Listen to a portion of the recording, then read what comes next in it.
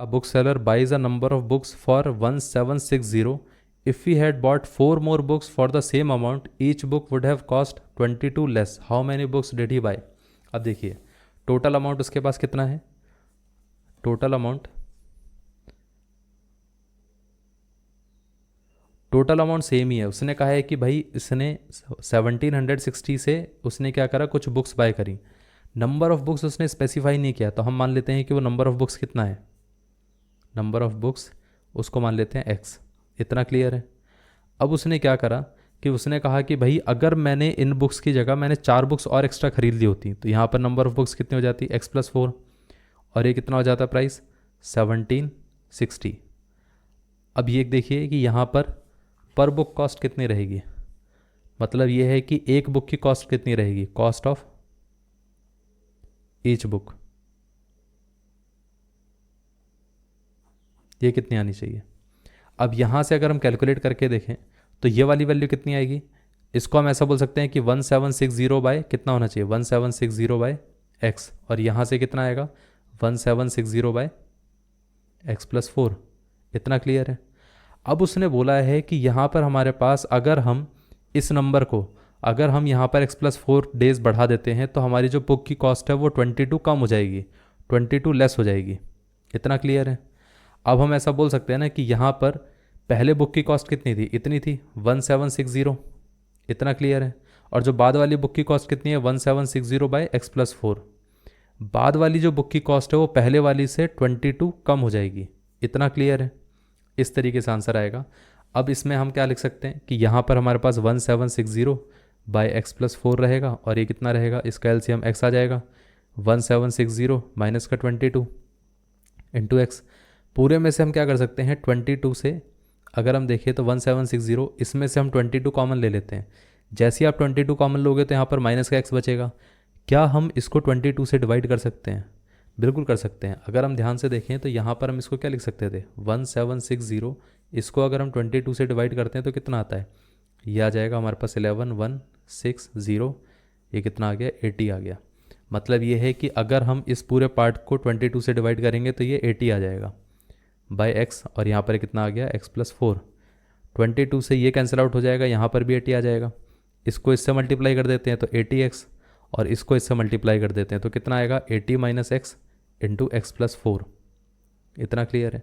x into 80 कितना आ गया 80x, ये आ जाएगा 80x माइनस का x², फिर 4 इंटू 8 कितना हो गया 32 320, और ये x इंटू 4 कितना हो गया माइनस का 4x। 80x कैंसिल आउट हो जाएगा, बचेगा कितना, बचेगा हमारे पास ये माइनस का x² माइनस का 4x और प्लस का 320। इस पूरे पार्ट को हम लेफ्ट साइड पे ले आते हैं तो ये आ जाएगा x², ये आ जाएगा प्लस का 4x, और ये कितना आ जाएगा माइनस का 320 इज इक्वल टू 0। इतना क्लियर है। अब क्या होता है कि देखिए अगर आपके पास इस तरीके से इक्वेशन अगर आप नहीं बना पा रहे हो, कंफ्यूज हो रहे हो कि क्या क्या इक्वेशन होनी चाहिए क्या नहीं होनी चाहिए, तो सिंपल तरीका है कि यहाँ पर आप एक चीज़ सोचिए कि ये वाली वैल्यू बड़ी है या ये वाली वैल्यू बड़ी है। अगर डिनोमिनेटर ज़्यादा है तो इसका मतलब ये वाली वैल्यू कम रहेगी, तो इसमें से इसको माइनस कर दो और बाकी का जो बचा है उसको 22 के इक्वल लिख दो। बस ये है, क्योंकि इन दोनों के बीच का डिफरेंस ही तो 22 है। उसने कहा है कि 22 कम हो गया, वो कम क्या हुआ है, इन दोनों के बीच का डिफरेंस हुआ है। तो हम ऐसा बोल सकते हैं ना कि लार्जर में से स्मॉलर को माइनस कर दो, तो सीधा माइनस कर दोगे तो 22 अपने आप आ जाएगा। ये पार्ट क्लियर है। अगर इक्वेशन वैसे नहीं बना पा रहे हो तो इस तरीके से ही बना सकते हो, लेकिन अगर वैसे स्टेटमेंट के हिसाब से सोच पा रहे हो तो कोई दिक्कत नहीं है, फिर तो वही इक्वेशन है हमारे पास।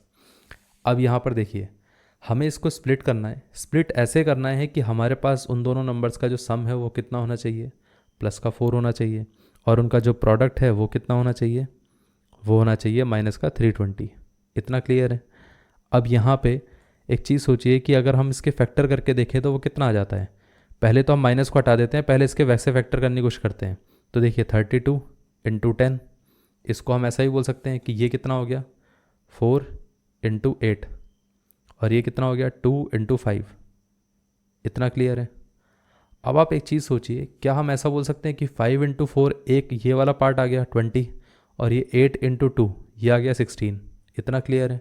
तो यहाँ से 20 और 16 इनके बीच का गैप कितना है 4 है। अब हमें करना क्या पड़ेगा, हमें तो लेकिन प्लस का 4 चाहिए, यहाँ प्रॉब्लम यही हो रही है, तो एक काम करते हैं ना कि अगर सम प्लस का 4 है तो लार्जर नंबर क्या होगा, प्लस का रहेगा, और स्मॉलर क्या रहेगा, माइनस का रहेगा। इतना क्लियर है। तो इन दोनों का सम करेंगे +4 आएगा, मल्टीप्लाई करेंगे तो माइनस का 320 आएगा।